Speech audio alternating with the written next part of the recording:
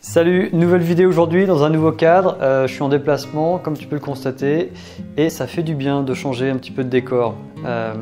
Ça rafraîchit l'esprit, j'ai envie de te dire. Bon, on ferme la parenthèse du décor. J'aimerais te parler aujourd'hui de quelque chose que je rencontre assez souvent, même voire toujours, dans les séances que je donne en accompagnement individuel.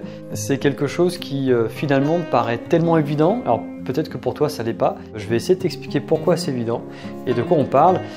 Généralement, les personnes qui viennent me voir, qui ont des problèmes soit de confiance en elles, soit de peur de prendre la parole en public, soit qui ont des blocages émotionnels qui pèsent dans leur vie du quotidien, dans le présent, sont souvent des personnes qui sont ouvertes dans une démarche de développement personnel, qui sont sur un chemin d'éveil, tu vois, qui se posent beaucoup de questions, qui veulent améliorer leurs conditions de vie, qui veulent améliorer leur rapport avec les autres, leur rapport avec eux-mêmes.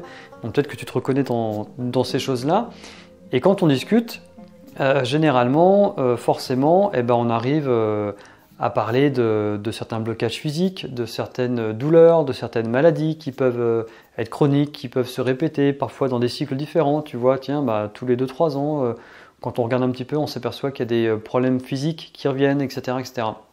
J'ai aussi le cas de personnes qui viennent, qui sont complètement connectées, on va dire, au divin, connectées avec les mondes subtils, qui sont très très éveillés, très intuitifs, mais il manque quelque chose. Il manque quelque chose, et à côté de ça, j'ai des personnes qui sont dans un mental très fort, qui réfléchissent beaucoup, qui analysent beaucoup, qui se posent des questions en permanence parce qu'ils rencontrent tel problème, ils font telle thérapie, ils vont faire tel cheminement avec tel courant philosophique, religieux, peu importe. Enfin, en tout cas, il y a plein de domaines qui peuvent nous aider pour aller mieux, et il manque toujours quelque chose.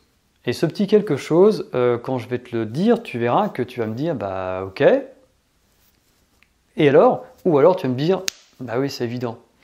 En fait, il y a une logique à respecter. Il y a une logique à respecter qui fait partie de la méthode que moi j'ai développée avec la voix, et cette logique-là, en fait, c'est celle du corps. C'est-à-dire que la majeure partie des gens qui viennent me voir n'ont pas d'ancrage et ne sont pas dans le corps. Ou alors dans une conscience du corps qui est un petit peu restreinte, qui est un petit peu réduite, qui est juste, mon corps il est là, tant qu'il n'y a pas de problème, tout va bien. Et en fait, non, ça c'est pas suffisant, parce qu'on sait très bien que lorsqu'on a des maladies, lorsqu'on arrive à un état psychique, psychologique qui est assez extrême, le corps prend le relais et le corps va forcément t'apporter une solution qui va être soit un arrêt maladie pendant 3 mois parce que tu t'es cassé la jambe, soit une dépression, un burn-out, et dans ces cas-là, tu es obligé de faire un grand stop parce qu'il faut faire le tri dans ta vie. Et finalement, un des moyens pour y arriver, dans tout ce que je t'ai énoncé, les blocages, les problèmes physiques, les peurs, la timidité, le manque de confiance en soi, bref, tout ce qui s'est passé aussi dans ta vie, dans l'éducation, le transgénérationnel, etc. Il y a un élément essentiel, c'est la conscience du corps. Et s'il n'y a pas cette conscience du corps-là, on ne peut pas bâtir et construire l'éveil. Ça, c'est ma façon de penser, mais c'est comme ça que j'avance avec les personnes que j'accompagne, c'est comme ça qu'on a du résultat. Et ça veut dire que finalement, c'est un petit peu comme si tu venais me voir et tu me disais, voilà, j'ai une maison, je sais comment je vais décorer, etc. On va aller acheter tel mobilier, etc., etc. Et moi, je vais dire, ok, mais pour l'instant, il n'y a pas de fondation. Quels sont les matériaux que tu prends pour ta maison? Où tu veux mettre ta maison? Les 4 murs ne sont pas montés et il n'y a pas de toit non plus. Ça représente la conscience du corps. Donc j'espère que ça c'est clair pour toi et que tu commences un petit peu à comprendre que finalement on va arriver là, mais il faut d'abord passer par la case qui est la plus essentielle pour moi, c'est la case du corps. Un arbre magnifique, aussi beau soit-il et majestueux, s'il n'a pas de racines, au moindre coup de vent, il tombe.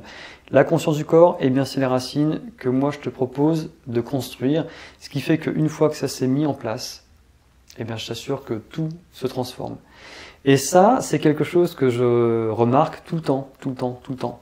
Il y a des personnes qui vont venir me voir, qui sont éveillées, qui sont dans une démarche et qui sont dans un corps étriqué, dans un corps complètement raide, dans un corps douloureux, ou alors pas du tout conscient de leur corps. Et ça, pour moi, c'est juste impossible maintenant. L'essentiel, c'est la conscience du corps. Si jamais tu vas aller plus loin et que tu es convaincu ou que ça a attisé ta curiosité, comment arriver à ça? Comment développer cette conscience du corps? J'ai plein de choses à te proposer, des accompagnements ou des formations en ligne. On peut aussi avoir un appel ensemble, c'est un appel qui est offert, donc tu peux prendre rendez-vous. Je vais mettre le lien dans la description pour prendre rendez-vous avec moi, c'est offert, je le précise encore une fois. Et si ça te parle, eh bien écoute, avec grand plaisir, on peut en discuter et avancer ensemble. Je te souhaite une belle journée et je te dis à bientôt. Ciao!